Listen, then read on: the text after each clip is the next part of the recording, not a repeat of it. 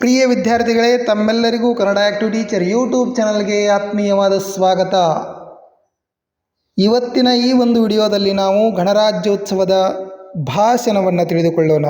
ತಾವು ನಮ್ಮ Kannada active teacher YouTube ಚಾನಲನ್ನು ಸಬ್ಸ್ಕ್ರೈಬ್ ಮಾಡ್ಕೊಂಡಿಲ್ಲ ಅಂದರೆ ಈಗಲೇ ಸಬ್ಸ್ಕ್ರೈಬ್ ಮಾಡ್ಕೊಳ್ಳಿ ಮತ್ತು ಬದಿಯ ಬೆಲ್ಲನ್ನು ಒತ್ತಿ. ಸರಿ, ಹಾಗಾದರೆ ನಾವು ಗಣರಾಜ್ಯೋತ್ಸವದ ಭಾಷಣವನ್ನು ತಿಳಿದುಕೊಳ್ಳೋಣ. ಎಲ್ಲರಿಗೂ ನಮಸ್ಕಾರಗಳು.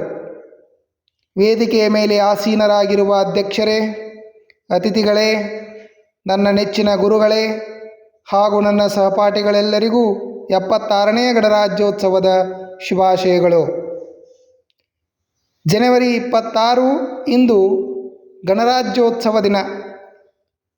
ನಮ್ಮೆಲ್ಲರಿಗೆ ಸಂತಸದ ದಿನವಾಗಿದೆ. ಭಾರತೀಯ ಸಂವಿಧಾನ ಜಾರಿಗೆ ಬಂದದ್ದು ಜನವರಿ 26, 1950ರಂದು. ಇದರ ಪ್ರಯುಕ್ತ ಈ ದಿನವನ್ನು ನಾವು ಗಣರಾಜ್ಯೋತ್ಸವವಾಗಿ ಆಚರಿಸಲಾಗುತ್ತದೆ. ಭಾರತ ನನ್ನ ದೇಶ, ಅದು ನನ್ನ ಹೆಮ್ಮೆ. ಇಂದು ಭಾರತೀಯ ಪ್ರಜೆಗಳಿಗೆ ತಮ್ಮನ್ನು ತಾವೇ ಉಳಿಸಿಕೊಳ್ಳುವ ಅವಕಾಶ ಸಿಕ್ಕ ಪವಿತ್ರವಾದ ದಿನ. ಬ್ರಿಟಿಷರ ದಾಸ್ಯದಿಂದ ಮುಕ್ತಗೊಂಡ ಭಾರತಕ್ಕೆ ಸಂವಿಧಾನ ಶಿಲ್ಪಿ ಡಾಕ್ಟರ್ BR ಅಂಬೇಡ್ಕರ್ ನೇತೃತ್ವದಲ್ಲಿ ಸಂವಿಧಾನವು ರಚನೆಗೊಂಡಿತು. ಡಾಕ್ಟರ್ ರಾಜೇಂದ್ರ ಪ್ರಸಾದ್ ಅವರ ಅಧ್ಯಕ್ಷತೆಯಲ್ಲಿ ಮಹಾ ಸಂವಿಧಾನವು ಅಂಗೀಕರಿಸಲ್ಪಟ್ಟು ದೇಶಕ್ಕೆ ಅರ್ಪಿತವಾದ ದಿನವಾಗಿದೆ. ನಮ್ಮ ಸಂವಿಧಾನವು 44 ವಿಧಿಗಳನ್ನು ಹಾಗೂ 10 ಅನುಚ್ಛೇದಗಳನ್ನು ಹೊಂದಿದೆ.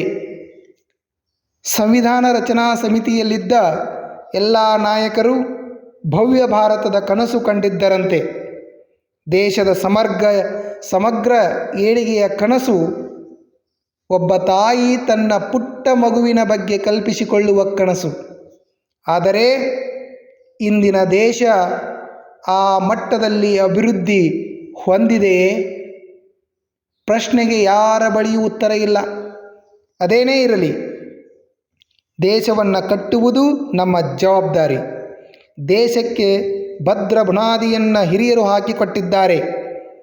ದೇಶದ ರಕ್ಷಣೆ, ನ್ಯಾಯಾಂಗ ಮತ್ತು ಕಾರ್ಯಾಂಗದ ಬಗ್ಗೆ ನಮಗೆ ಗೌರವ ಇರಲಿ. ನಾವು ಯಾವುದೇ ಸ್ವಾರ್ಥಕ್ಕಾಗಿ ಒಳಗಾಗದೆ, ಸಂಘರ್ಷಕ್ಕೆ ಸಿಲುಕದೆ ನಮ್ಮ ಕರ್ತವ್ಯಗಳನ್ನೇ ನಾವು ಪಾಲಿಸೋಣ. ದೇಶದ ಉತ್ತಮ ಪ್ರಜೆಯಾಗೋಣ. ಭವ್ಯ ಭಾರತವನ್ನು ನಿರ್ಮಿಸೋಣ. ಭಾರತ ವಿಶ್ವಗುರುವಾಗುವಲ್ಲಿ ನಮ್ಮ ಅಳಿಲು ಸೇವೆ ಸಲ್ಲಿಸೋಣ. ಅಂದಾಗ ಈ ರಾಷ್ಟ್ರೀಯ ಹಬ್ಬಗಳ ಆಚರಣೆಗೆ ಮಹತ್ವ ಸಿಗುತ್ತದೆ. ಇಲ್ಲಿಯವರೆಗೆ ನನ್ನ ಮಾತುಗಳನ್ನು ಆಲಿಸಿದ್ದಕ್ಕೆ ತಮ್ಮೆಲ್ಲರಿಗೂ ಧನ್ಯವಾದಗಳು. ಜೈ ಹಿಂದ್, ಜೈ ಭಾರತ್.